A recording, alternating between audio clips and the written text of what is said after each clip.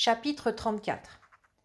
Vendredi cueillait des fleurs entre les rochers du chaos lorsqu'il aperçut un point blanc à l'horizon du côté de l'est. Aussitôt il descendit en courant prévenir Robinson, qui achevait de se raser la barbe. Robinson était peut-être ému, mais il n'en laissa rien paraître. « Nous allons avoir de la visite, dit-il simplement. Raison de plus pour que j'achève ma toilette. » Au comble de l'excitation, Vendredi monta au sommet d'un arbre. Il avait emporté la longue-vue qu'il braqua sur le navire, devenu nettement visible. C'était une goélette à huniers, un fin voilier, taillé pour la course avec ses deux hauts mâts dont le premier, le mât de misaine, portait une voile carrée, le second une voile triangulaire. Elle filait bien ses 10 à 12 nœuds et se dirigeait droit vers la côte marécageuse de l'île. Vendredi se hâta d'aller donner ses précisions à Robinson, qui passait un gros peigne d'écaille dans sa crinière rouge. Puis il regrimpa dans son observatoire. Le commandant avait dû se rendre compte que la côte n'était pas abordable de ce côté-là de l'île, car le navire virait de bord. Puis il réduisit sa toile et courut à petite voile le long du rivage. Vendredi alla avertir Robinson que le visiteur doublait les dunes et jetterait l'ancre très probablement dans la baie du Salut. Il importait, avant toute chose, de reconnaître sa nationalité. Robinson s'avança jusqu'au dernier rideau d'arbres bordant la plage et braqua sa longue-vue sur le navire qui stoppait à 2 encablures du rivage. Quelques instants plus tard, on entendit la chaîne de l'ancre tinter en se déroulant. Robinson ne connaissait pas ce type de bateau, qui devait être récent, mais il reconnut l'Union Jack, le drapeau anglais qui flottait à l'arrière. L'équipage avait mis une chaloupe à la mer et déjà les avirons battaient les flots. Robinson était très ému. Il ne savait plus depuis combien de temps il était dans l'île, mais il avait l'impression d'y avoir passé la plus grande partie de sa vie. On raconte qu'avant de mourir, un homme revoit souvent tout son passé étalé devant lui comme un panorama. C'était un peu le cas de Robinson qui revoyait le naufrage, la construction de l'évasion, son échec, la grande misère de la souille, l'exploitation frénétique de l'île, puis l'arrivée de Vendredi. Les travaux de Robinson lui avaient imposé l'explosion, la destruction de toute son œuvre, et ensuite c'était une longue vie heureuse et douce, pleine de jeux violents et sains et des inventions extraordinaires de Vendredi. Est-ce que tout cela allait prendre fin ? Dans la chaloupe s'amoncelaient les petits tonneaux destinés à renouveler la provision d'eau douce du navire. À l'arrière, on voyait debout le chapeau de paille incliné sur une barbe noire, un homme botté et armé, le commandant sans doute. L'avant de l'embarcation racla le fond et se souleva avant de s'immobiliser. Les hommes sautèrent dans l'écume des vagues et tirèrent la chaloupe sur le sable pour la mettre hors de portée de la marée montante. La barbe noire tendit la main à Robinson et se présenta. « William Hunter, de Blackpool, commandant de la goélette le White Bird. »« Quel jour sommes-nous » lui demanda Robinson. Étonné, le commandant se tourna vers l'homme qui le suivait et qui devait être son second. « Quel jour sommes-nous, Joseph ?»« Le samedi 22 décembre 1787, sire, » répondit-il. « Le samedi 22 décembre 1787, » répéta le commandant tourné vers Robinson. Le cerveau de Robinson travailla à vive allure. Le naufrage de la Virginie avait eu lieu le 30 septembre 1759. Il y avait donc exactement 28 ans, 2 mois et 22 jours. Il ne pouvait imaginer qu'il soit depuis si longtemps dans l'île.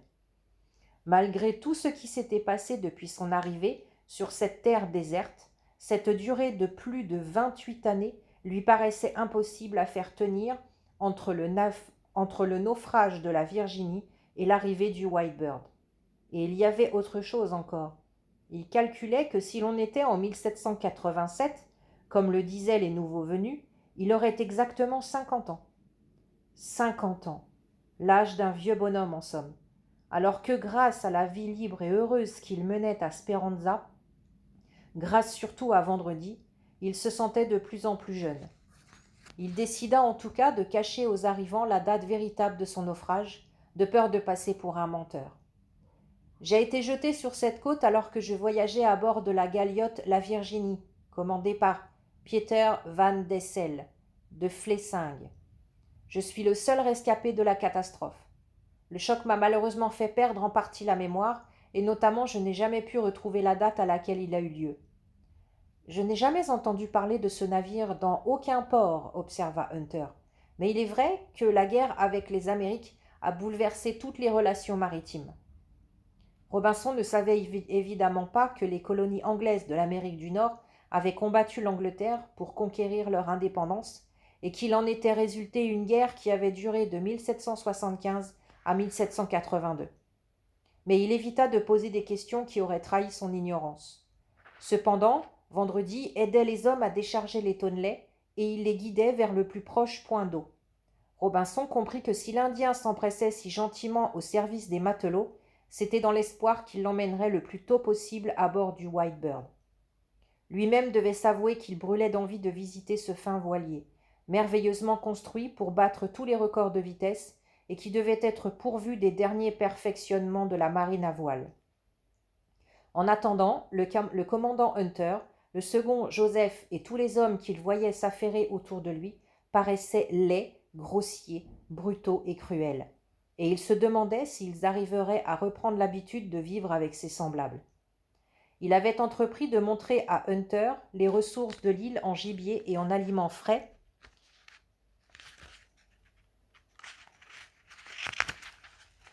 comme le cresson et le pourpier, grâce auxquels les équipages en mer évitent d'attraper le scorbut. Les hommes grimpaient le long des troncs à écailles pour faire tomber d'un coup de sabre les choux palmistes, et on entendait les rires de ceux qui poursuivaient les chevreaux avec des cordes. Cela lui faisait mal de voir ces brutes avinées mutiler les arbres et massacrer les bêtes de son île. Mais il ne voulait pas être égoïste envers les premiers hommes qu'il revoyait après tant d'années. À l'emplacement où il s'élevait autrefois la banque de Speranza, de hautes herbes se creusaient sous le vent avec un murmure soyeux. Un matelot y trouva coup sur coup 2 pièces d'or. Il ameuta aussitôt ses compagnons à grands cris, et après des disputes violentes, on décida d'incendier toute la prairie pour faciliter les recherches. Robinson ne put s'empêcher de penser que cet or était à lui en somme, et que les bêtes allaient être privées par cet incendie de la meilleure pâture de toute l'île. Chaque nouvelle pièce trouvée était l'occasion de bagarres souvent sanglantes qui se livraient au couteau ou au sabre. Il voulut détourner son attention de ce spectacle en faisant parler Joseph, le second. Celui-ci lui décrivit aussitôt avec enthousiasme la traite des Noirs qui fournissait la main-d'œuvre des plantations de coton des États du sud de l'Amérique. Les Noirs étaient enlevés en Afrique sur des bateaux spéciaux et ils étaient entassés comme de la marchandise. Aux États-Unis, on les vendait et on rechargeait le bateau avec du coton, du sucre, du café et de l'indigo. C'était un fret de retour idéal qui s'écoulait avantageusement au passage dans les ports européens. Puis Hunter prit la parole et raconta en riant comment, au cours de la guerre, il avait coulé un transport de troupes français envoyé en renfort aux insurgés américains. Tous ces hommes s'étaient noyés sous ses yeux. Robinson avait l'impression d'avoir soulevé une pierre et d'observer des cloportes noirs et grouillants.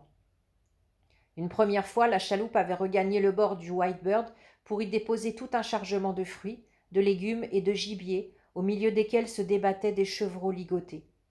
Les hommes attendaient les ordres du commandant avant d'effectuer un second voyage. « Vous me ferez bien l'honneur de déjeuner avec moi, dit-il à Robinson. Et sans attendre sa réponse, il ordonna qu'on embarque l'eau douce et qu'on revienne ensuite pour le mener à bord avec son invité. Lorsque Robinson sauta sur le pont du Whitebird, il y fut accueilli par un vendredi radieux que la chaloupe avait amené lors de son précédent voyage. L'Indien avait été adopté par l'équipage et paraissait connaître le navire comme s'il y était né. Robinson le vit s'élancer dans les haubans, se hisser sur la hune et repartir de là sur les marchepieds de la vergue, se balançant à 15 mètres au-dessus des vagues avec un grand rire heureux. Il se souvint alors que Vendredi aimait tout ce qui avait rapport à l'air, la flèche, le cerf-volant, la harpe éolienne, et que ce beau voilier svelte, léger et blanc était certainement la chose aérienne la plus merveilleuse qu'il eût jamais vue. Il éprouva un peu de tristesse en constatant combien l'Indien paraissait plus heureux que lui de l'arrivée du Whitebird. Il avait fait quelques pas sur le pont lorsqu'il distingua une petite forme humaine attachée demi-nue au pied du mât de misaine.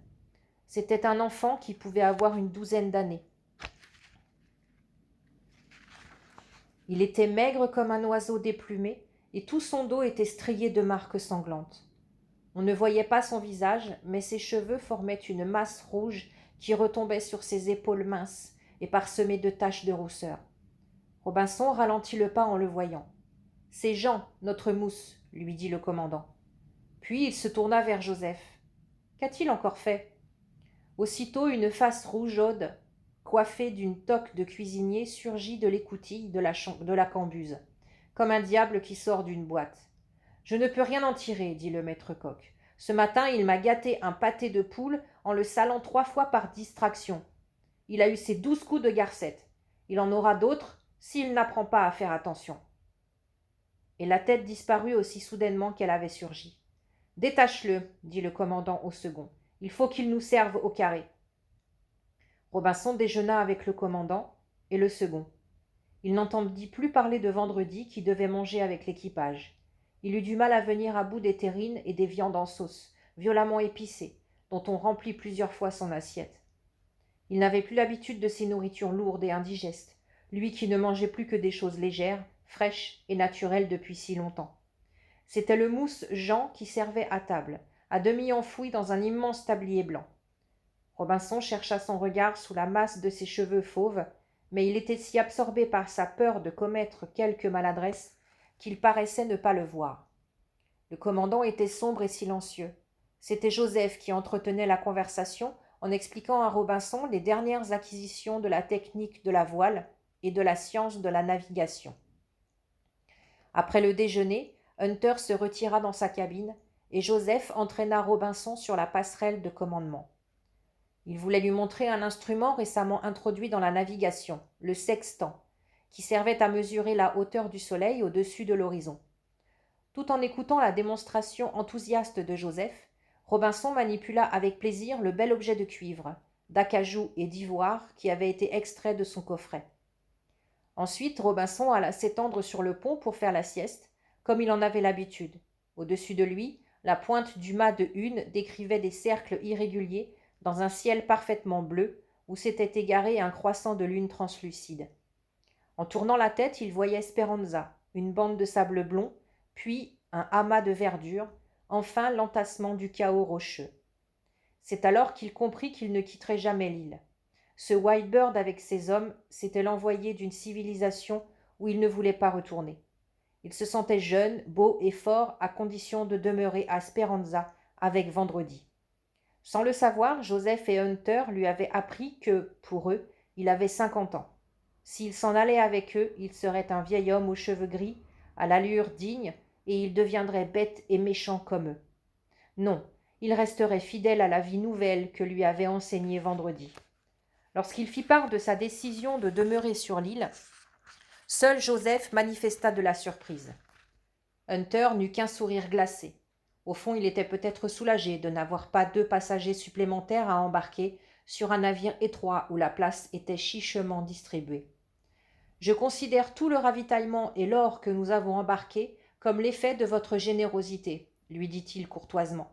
« En souvenir de notre passage à Speranza, permettez-moi de vous offrir notre petite yole de repérage qui s'ajoute inutilement à nos 2 chaloupes de sauvetage réglementaires. » C'était un canot léger et de bonne tenue, idéal pour 1 ou 2 hommes partant calmes. Il remplacerait avantageusement la vieille pirogue de Vendredi. C'est dans cette embarcation que Robinson et son compagnon regagnèrent l'île comme le soir tombait. En reprenant pied sur ces terres, Robinson éprouva un immense soulagement. Le Whitebird et ses hommes avaient apporté le désordre et la destruction dans l'île heureuse où il avait mené une vie idéale avec Vendredi. Mais qu'importait ? Aux premières lueurs de l'aube, le navire anglais lèverait l'ancre et reprendrait sa place dans le monde civilisé. Robinson avait fait comprendre au commandant qu'il ne souhaitait pas que l'existence et la position de son île sur la carte fussent révélées par l'équipage du Whitebird. Le commandant avait promis, et Robinson savait qu'il respecterait son engagement. Robinson et Vendredi avaient encore de belles et longues années de solitude devant eux.